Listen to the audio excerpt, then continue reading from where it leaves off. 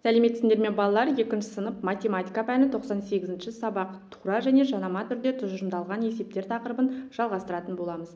Балалар, жаңа сабақты жіберіп алмау үшін каналға тіркеліп, қоңырауша белгісін басуды ұмытпаңдар. Балалар, бірінші тапсырмаға қараймыз. Есепті шығар. Тігінші 4 шапан және одан 3 есе артық қамзол тікті. Тігінші неше қамзол тікті?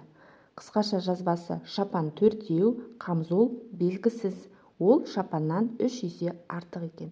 Қанша қамзол тіккенін анықтауымыз керек. Шешуі: ол үшін шапанның санын 3 есе арттырамыз. 4 көбейту 3 тең 12. Жауабы: тігінші 12 қамзол тікті. Екінші тапсырма. Есепті шығар. Тігінші 12 қамзол тікті. Бұл шапандарға қарағанда 3 есе артық.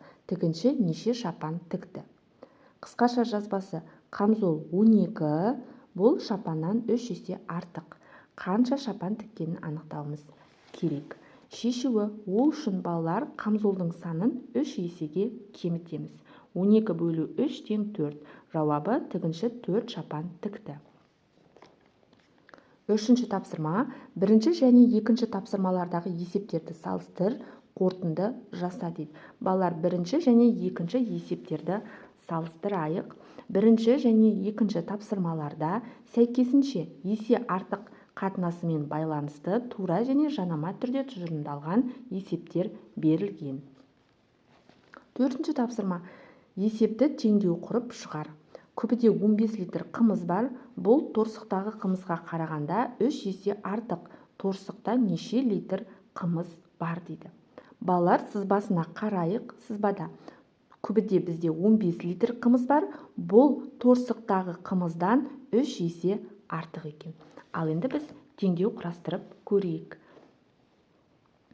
15 бөлінген x тең 3 деп аламыз. Мұндағы x белгісіз, оны анықтау үшін 15-ті 3-ке бөлеміз. X тең 5-ке. Ал енді x-ті орнына қойып теңдеуді тексеріп көреміз. 15 бөлінген 5 тең 3, 3 тең 3. Демек жауабы: торсықта 5 литр қымыз бар. Бесінші тапсырма. Жазба бойынша есептер құрастыр. Бірінші және екінші есеп берілген, шешуі мен жауаптары ғана берілген. Біз есеп құрастыруымыз қажет екен. Бірінші. Алма 13 килограмм, алмұрт 10 килограмм. Алма алмұрттан қанша килограмм артық екенін анықтауымыз керек. Шешуі: ол үшін 13-тен 10-ды азайтамыз. Тең 3 килограмм. Жауабы: алма алмұрттан 3 килограмм артық. Екінші есеп. Алмұрт 10 килограмм, алма белгісіз. Ол алмұрттан 3 килограммға артық. Шешуі: алманың килограммын анықтау үшін 10-ға 3-ті қосамыз. 10 қосу 3 тең 13 килограмм. Жауабы: алма 13 килограмм. Алтыншы тапсырма. Теңдеулерді шеш. 5 көбейту с тең 35. Мұндағы с, балалар, белгісіз. Оны анықтау үшін 35-ті 5-ке бөлеміз. С тең 7-ге. Ал енді с-ны орнына қойып теңдеуді тексереміз. 5 көбейту 7 тең 35, 35 тең 35. Келесі теңдеу. X азайту 19 тең 27 азайту 9. Балалар, бұл құрылымы күрделірек теңдеу. Оны жай теңдеуге айналдырып аламыз. Ол үшін 27-ден 9-ды азайтамыз. 18 болады. Сонда x азайту 19 тең 18 деп жазамыз. Мұндағы x белгісіз, оны анықтау үшін 18-ге 19-ды қосамыз. X тең 37-ге. Ал енді x-ті орнына қоямыз. 37 азайту 19 тең 27 азайту 9.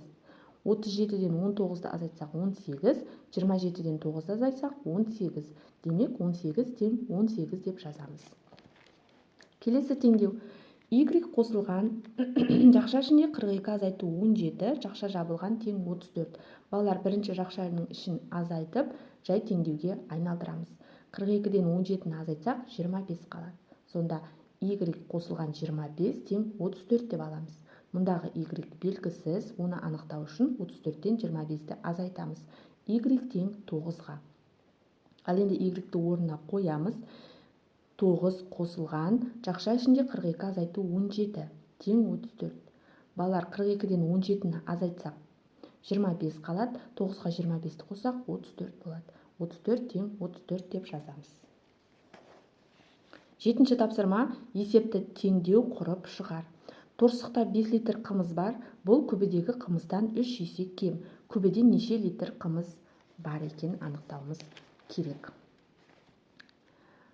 X көп бөлінген 5 тең 3 деп теңдеу құрамыз. Мұндағы X белгісіз, оны анықтау үшін 3-ті 5-ке көбейтеміз. X тең 15-ке. Ал енді X-ті орнына қоямыз. 15 бөлінген 5 тең 3, 3 тең 3. Жауабы күбіде 15 литр қымыз бар. 8-ші тапсырма. Сөз жұмбақты шеш.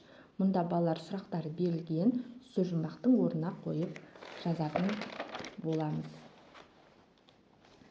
Бірінші. Өрнектің атауы қосынды.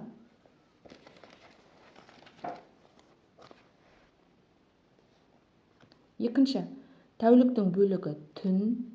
Арифметикалық амал көбейту. Сан 7. Шама ұзындық. Геометриялық фигура бұрыш. Теңдік емес, теңсіздік.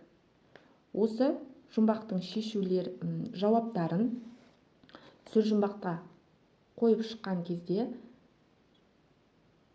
сөз жұмбақтың шешуі сүйінші деген сөз шығады екен. Ол туралы ойыңмен бөліс дейді. Балалар, сүйінші дегеніміз бұл қуанышты хабар әкелушіге берілетін сыйлық. 9-ші тапсырма. Ойлан тап. Қай суреттегі үшбұрыштар саны артық дейді. Балалар, бізде көк түсті және қызыл түсті үшбұрыштар берілген, және оларды санап шығуымыз қажет екен. Бірінші көк түсті үшбұрыштарды санайық. Бізде 1, 2, 3, 4, 5, 6, 7, 8, 9, 10, 11, 12. Демек, бізде көк түсті 12 үшбұрыш бар екен. Ал енді қызыл түсті үшбұрышты санайық. 1, 2, 3, 4, 5 және 6. Қызыл түсті 6 үшбұрыш бар. Ал енді екі үшбұрыштардың санын салыстыратын болсақ, көк түсті үшбұрыштар қызыл түсті үшбұрыштардан артық екен. Балалар, осымен бүгінгі біздің сабағымыз аяқталды. Барлық тапсырмалар сендерге түсінікті болды деген ойдамын. Келесі жаңа сабақта кездескенше сау болыңдар.